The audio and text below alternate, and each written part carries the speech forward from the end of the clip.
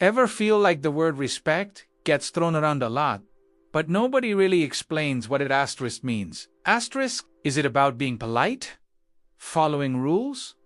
It's way more than that. Real respect isn't just something you give to others. It's something you build within yourself first. It starts with the person you see in the mirror every morning. Before you can truly honor anyone else, you have to learn how to honor yourself. It's a journey that starts inside and ripples out, changing how you see the world and how the world sees you. So, let's explore how to make respect a real, powerful force in your life, starting right now. First up, let's talk about that voice inside your head. You know, the one after you mess up on a test or say something awkward, it chimes in with, "You're so dumb," or "Why did you do that?" That's your inner critic, and it can be brutal. But here's the secret. You don't have to listen. Self-respect begins with changing that conversation. Instead of tearing yourself down, try speaking to yourself like you would a good friend. Replace "I failed" with "I'm learning."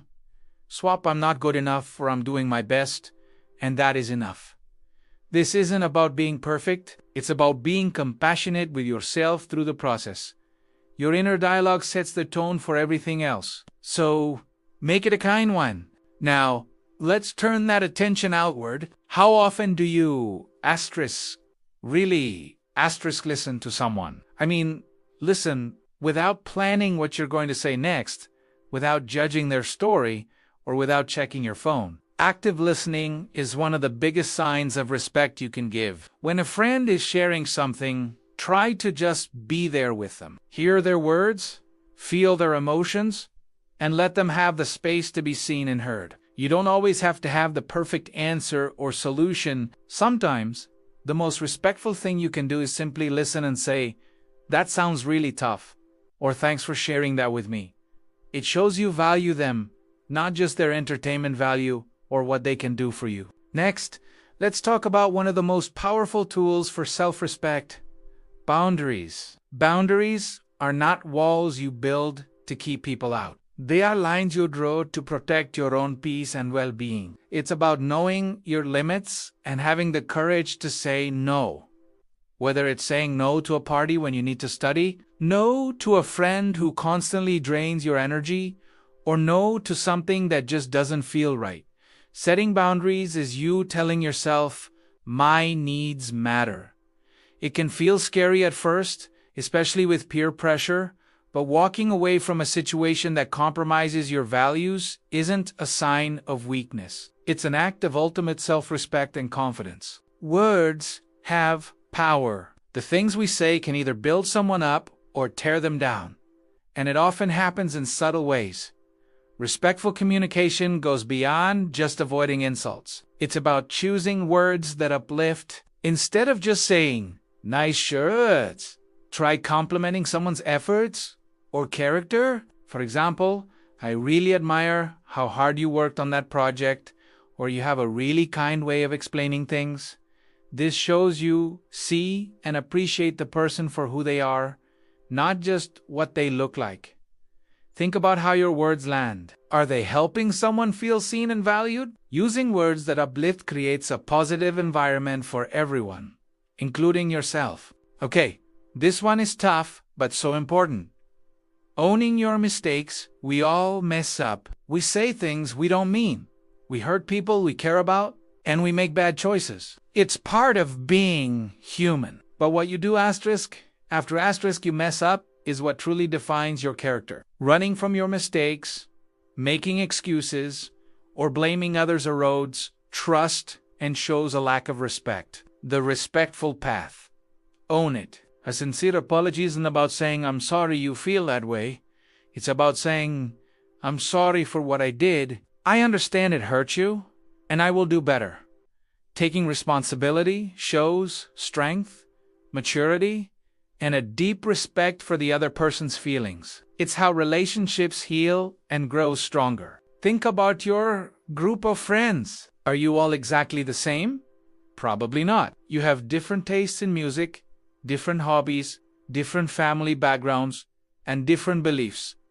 And that's amazing. Respect isn't about demanding that everyone be just like you. It's about celebrating what makes each person unique. Be curious about a friend's culture. Listen to a perspective that's different from your own. You don't have to agree with everyone on everything to respect them as a person. True respect thrives in diversity. When you create a space where everyone feels safe to be their authentic selves without fear of judgment, you're building a community that's not just tolerant, but genuinely inclusive and strong. So what do you do when you see disrespect happening? It's easy to look away or stay silent, but that silence can feel like agreement. Standing up for others is a crucial part of respect, but it doesn't mean you have to start a huge fight. You can stand up without tearing the other person down. If someone is being made fun of, you can calmly say, "Hey, that's not cool. Let's leave them alone." Or you can simply go stand with the person being targeted and ask if they're okay. This approach isn't about aggression. It's about courage and integrity. It sends a clear message that you won't stand for bullying or cruelty, and it reinforces a culture of kindness and respect for everyone. Self-respect also means taking care of the one and only you that you'll ever have. We live in a world that pushes us to do more, and be online 24/7.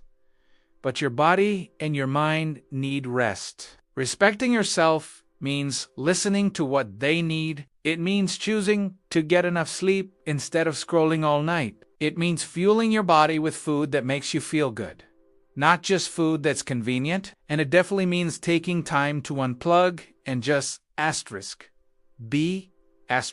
Whether it's going for a walk, reading a book, or just sitting in silence for a few minutes, prioritizing your physical and mental health is not selfish. It's essential. It's you saying, "I am worthy of care." Have you ever thought that someone has to earn your respect? It's a common idea, but let's flip it. What if respect wasn't something to be earned, but something you give freely as a baseline?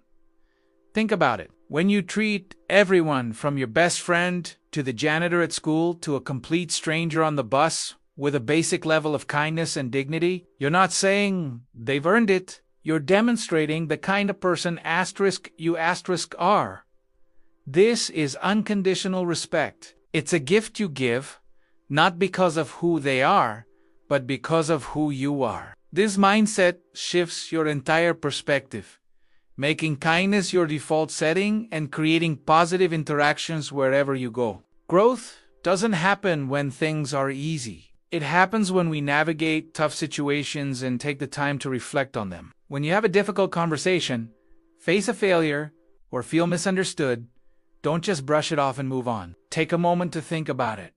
Maybe even journal about it. Ask yourself, what did I learn from this?